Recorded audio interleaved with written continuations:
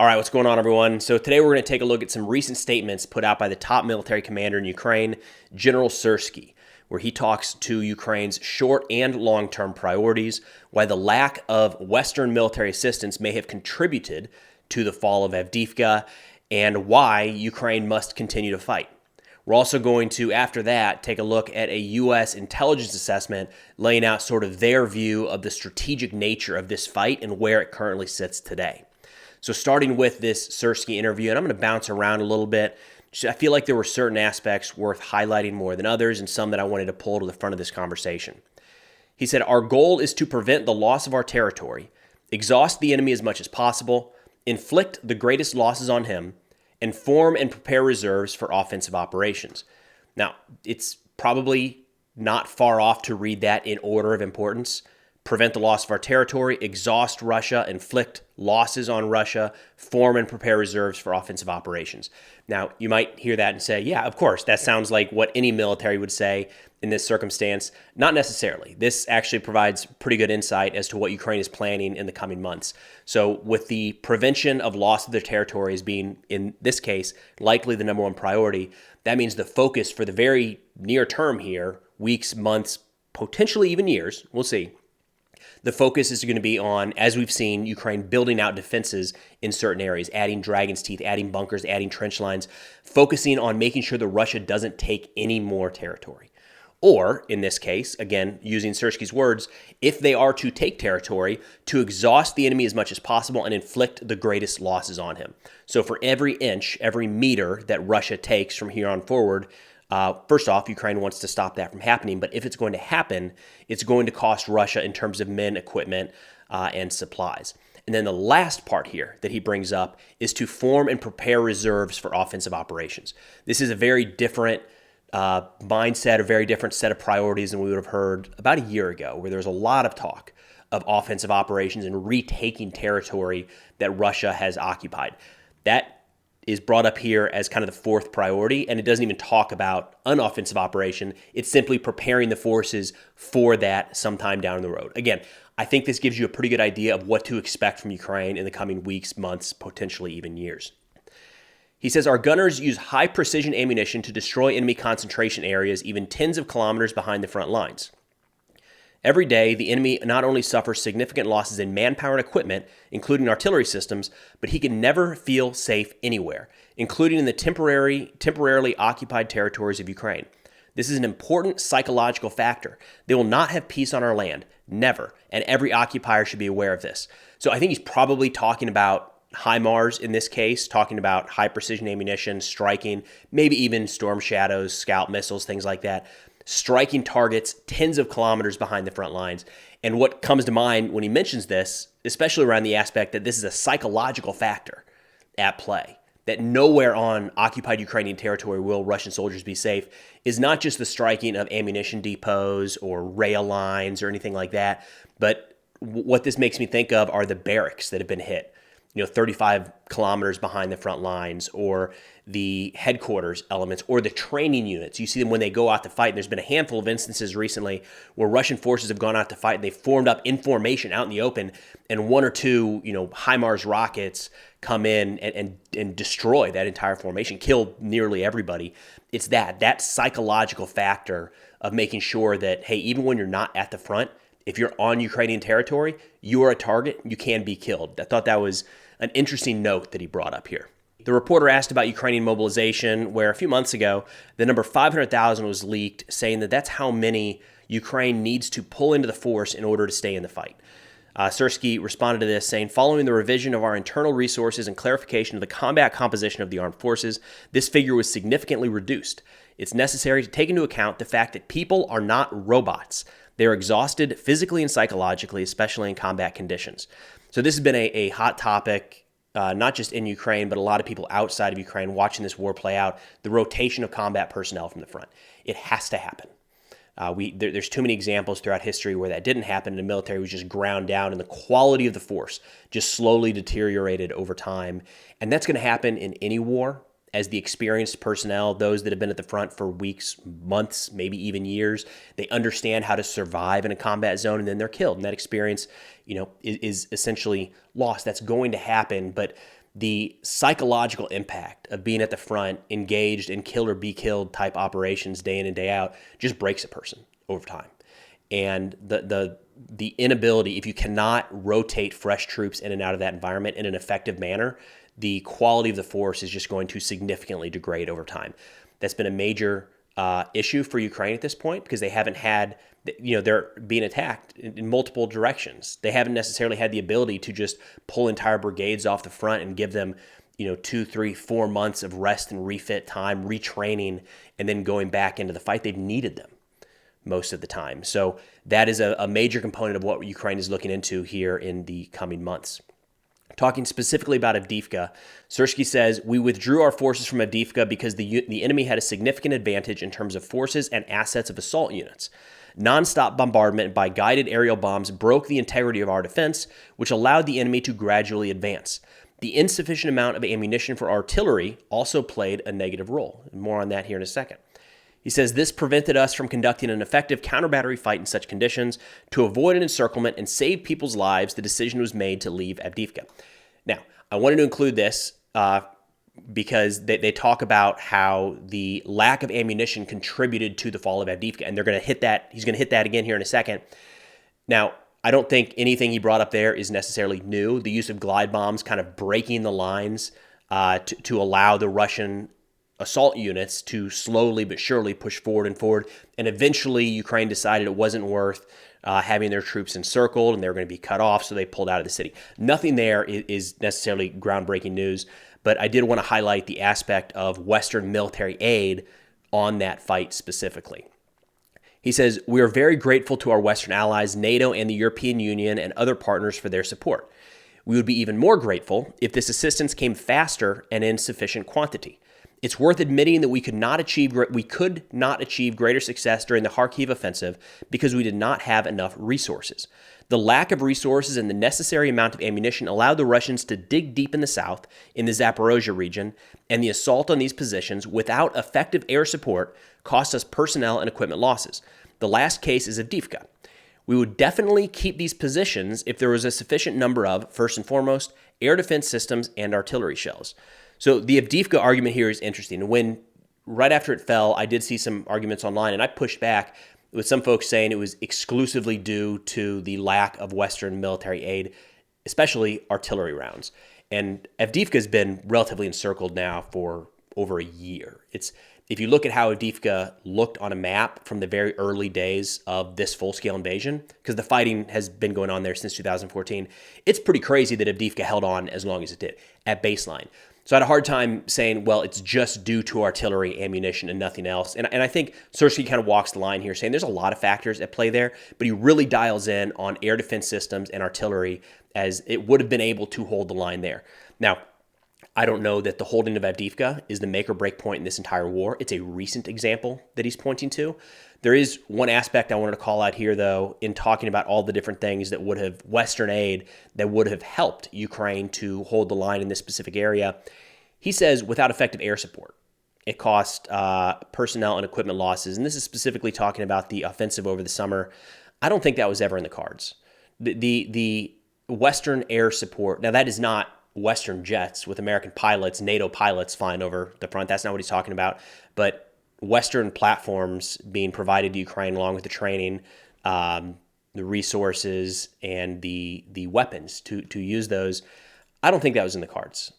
To have, say, F-16s in the air, effectively operating in the air this past summer, they would have had to been, this program of transferring, selling F-16s to Ukraine would have had to be in the works around the day one this invasion kicked off, and it wasn't then. So I'm not so sure that pointing to the lack of air support in this case is as relevant as much as it is just a call for they still need it going forward, if that makes sense. He says that the main thing for us right now is to save people. Metal can be restored, but the people who died cannot be brought back. And I think this is a key difference when you're watching how some of the Russian attacks are playing out versus some, not Russian attacks, but Russian operations and how they're phrasing the war and how Ukraine is phrasing it. There seems to be a very clear discrepancy, whereas Ukraine at the leadership level, they're talking about wanting to preserve human life. Now, there's a moral aspect to that, of course, but there's also a very very strategic aspect to that. Ukraine doesn't have as many people as Russia, so they cannot afford to lose 1-1 or even 1-2 against Russian forces throughout this war. So again, we are seeing, and we have seen really from day one of this war, much more of a focus on preventing friendly loss of life by the Ukrainians than we have from the Russians. And in terms of why Ukraine must continue to fight, they say Russia denies us the right to exist. That is why defeat and death are identical. Now the time has come again for the country to become a strong, united fist. The main task for Ukraine is to preserve unity. This is the main component of our victory. And I thought this was worth bringing up. Just there's so much conversation, and I have thrown out there thoughts in the past on a ceasefire just under the context of less death is better. More people get to survive and go home to their families and raise their children and all of those things. Less war is generally a good thing, or is always a good thing. It's hard in this context to, from the outside in, to say now is the time for you, Ukraine, to lay down your arms. You've had enough. Go home, because they're viewing this and presenting this as their right to exist. So how can an external actor, the United States or anyone in NATO or the European Union, say to the Ukrainian people who are fighting for their lives, for their right to exist, to say, you had a good show, you did good, you stopped Russia from marching on the capital, you held the lines for a couple of years, that was awesome, but it's time, go ahead and let's find some peace agreement, and that'll be that. So just, again, wanted to highlight, I think a lot of times, especially in the Western media, we don't necessarily recognize the existential fight that these two nations both believe that they're in. It's one of the reasons that I think we've kind of underestimated, in a sense, Russian longevity in this war, is they do view this as existential, and so does the Ukrainian people, so do Ukrainians. So we're sitting out here in the West not really feeling the day-to-day impacts of this war, trying to come up with some way to end the fighting, and you can see how both sides don't, there's nothing in the near term. When they're fighting for their lives, they're fighting for their right to exist. It's hard to see where a peace agreement falls in the middle of this. Then I wanted to shift over to a recent ODNI report. This is the Office for the Director of National Intelligence, put out their annual threat assessment from the U.S. intelligence community, and they talked about a bunch of different factors here. It's an interesting read, not all that shocking when you get through it. It's relatively short. I'll link it in the description below if anybody wants to check it out. But they run through state actors and transnational issues, sort of in order of importance. And the reason I say sort of is this could go in any order. It doesn't have to flow like a story. So generally speaking, in these government documents, these strategy documents, the most important thing is put first, right? So in this case, it's China, then Russia, then kind of so on and so forth. But a couple key points I wanted to highlight here. They say Russia's strengthening ties with China, Iran, and North Korea to bolster its defense production and economy are a major challenge for the West and its partners. And I think that's been something we've picked up on during the course of this war. It did not happen right out the gate. We watched China, Iran, North Korea, and all of the Russian allies kind of sit idly by and say, well, I don't know if we're necessarily going to get involved. There were thoughts early on of what if China gets directly involved in this war, and they haven't. And they really haven't been heavily involved on the military front. It's kind of some backroom dealings, getting dual-use components or even civilian components to Russia that can then be used in a military capacity, whereas Iran and North Korea are straight up shipping military weapons to Russia. And it's notable because each one of these, China has a pretty substantial economy and industrial base. If they wanted to go all in on the side of Russia here, that's notable. North Korea, not as much exactly. North Korea is not exactly an economic powerhouse by any stretch of the imagination, but they do have a significant arsenal of weaponry. And what we've seen play out so far in this war is North Korea is willing, for the right price, to ship a significant amount of ammunition and maybe in the future weapon systems, platforms to Russia to carry out this war. I don't think that was fully expected at the start of this invasion. Now, in a war where all of these parties are actively engaged, Russia, China, Iran, and North Korea, they're probably not shipping components to one another because they're going to use them for their own defense production. But in that case, we are talking about World War III, so that's not good. They say Russian President Vladimir Putin probably believes that Russia has blunted Ukrainian efforts to retake significant territory, that his approach to winning the war is paying off, and that Western and U.S. support to Ukraine is finite, particularly in light of the Israel-Hamas war. That's hard to disagree with right now. If you look at just over the last few months, Russia has, and we're going to talk about this in a second, they have the advantage. They've been moving forward on the battlefield. The Western aid to Ukraine has slowed. There's been some high points in there where various countries have stepped up and provided more aid than they have in the past, or kind of filling those gaps. But the big question mark here is the United States in a lot of ways. And we've stalled. The aid package has stalled in Congress for months now, and there's no sign that it's going to pass anytime soon. So if you are Putin watching this war from afar, that has to be a takeaway, right? The U.S. is growing weary. The West is growing weary of this war. So long as we stay the course, we can accomplish our objectives. It says this deadlock plays to Russia's strategic military advantage and is increasingly shifting the momentum in Moscow's favor. Russia's defense industry is significantly ramping up production of long-range strike weapons, artillery munitions, and other capabilities that will allow it to sustain a high-intensity war if necessary. Meanwhile, Moscow has made continual incremental battlefield gains since late 2023 and is benefiting from uncertainties about the future of Western military assistance. This is something that I feel was brought up early in the war, where when you're looking at Russia on the one hand, or Ukraine fully backed by NATO, the European Union, and the West, there's no real question there in terms of production capabilities, defense output, long term, if you're talking about 3, 5, 10 years.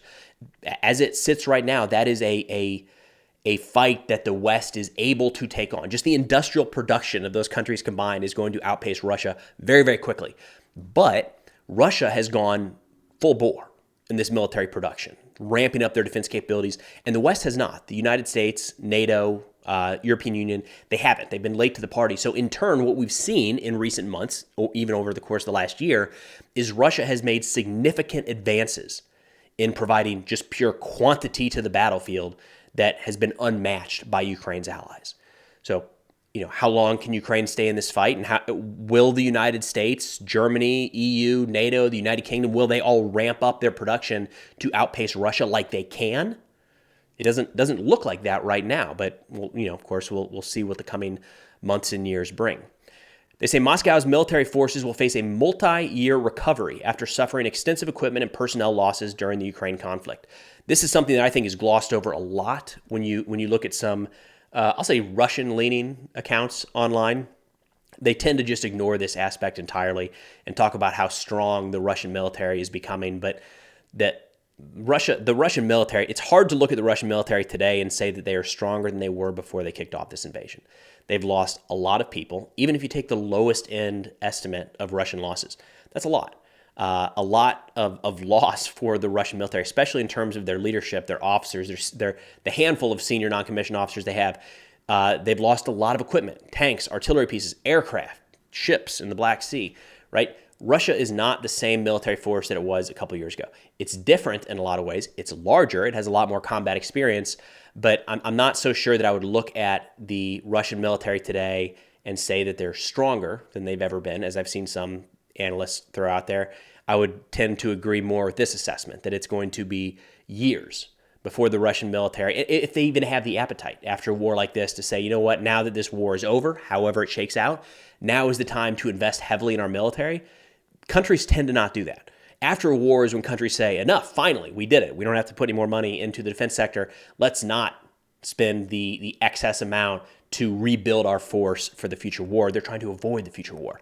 So again, it's notable losses that Russia has suffered at this point. They're still a formidable force. They're still a significant threat around the world, but it's a very different military today than it was just a couple years ago when they first went in, or when the full-scale invasion, I should say, kicked off in Ukraine. But that's all I've got for now. Of course, if interested in this or other national security subjects, be sure to check out our Substack, which is linked in the description below. Substack's like a mix of a newsletter and a website, so you can sign up for free and get these articles direct to your inbox 3 to 4 times a week as soon as they're published. It's covering things like the weapon shortages on the Ukrainian and Russian side in this war, cartel violence in Mexico. We talk about Chinese relations with Afghanistan in light of some of these ISKP attacks and more. I think it's pretty valuable and relevant to a lot of the stuff we're talking about here. Again, if interested, it's linked in the description below. But thanks for watching, and I'll see y'all next time.